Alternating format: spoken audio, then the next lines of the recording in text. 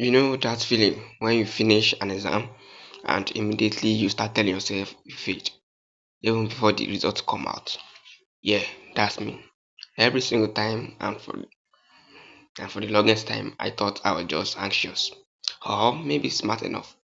But then I realized I was doing something way worse.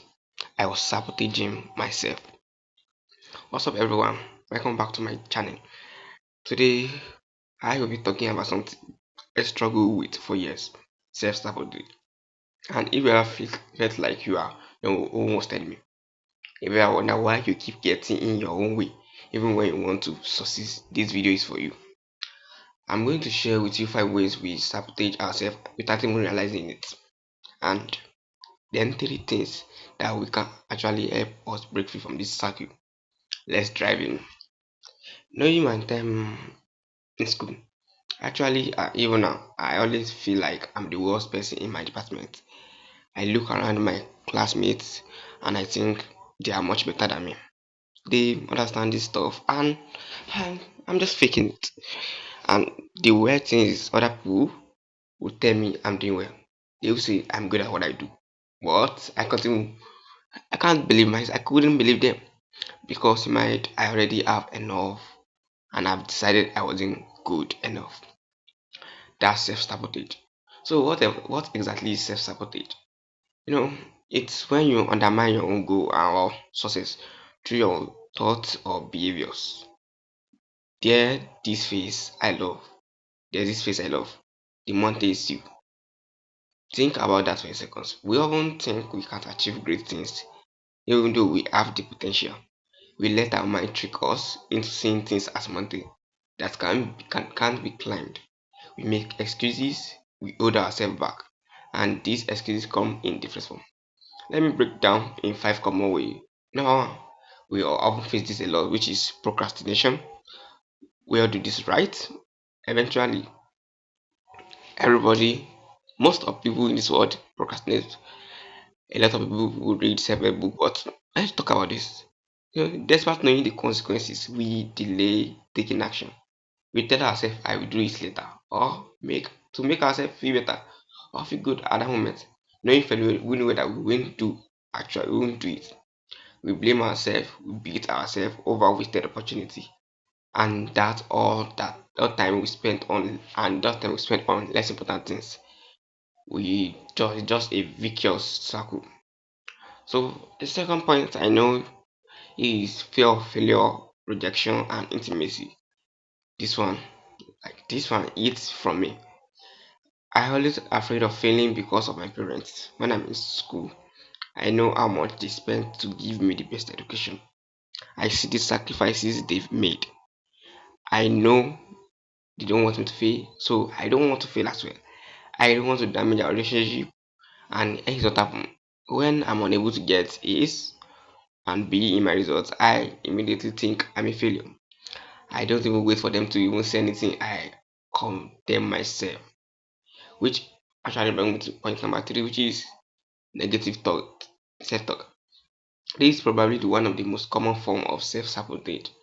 We constantly criticize ourselves, constantly predicting future failure, and you know what? It's become a self-fulfilling prophecy. For me, I encounter this when I'm done with my exams. I walk out of that exam room and I'm not feeling satisfied with what I wrote.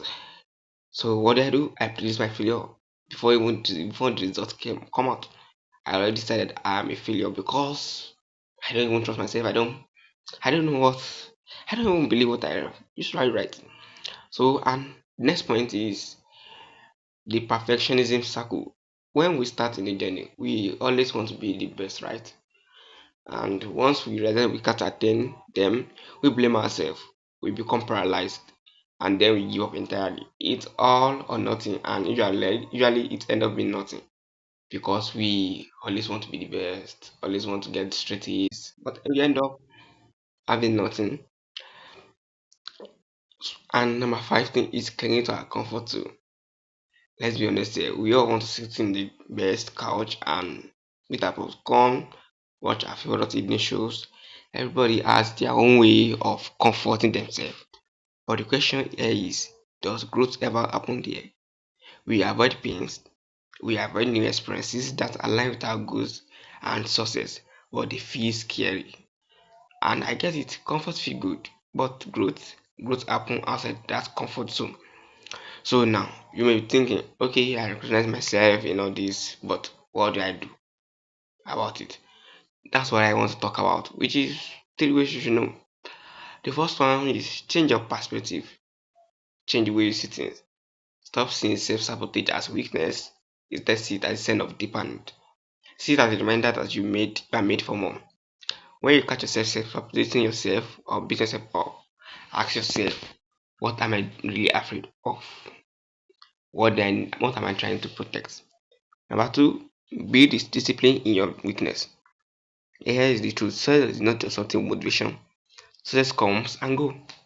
We really need to learn how to handle pains, failure, and boredom.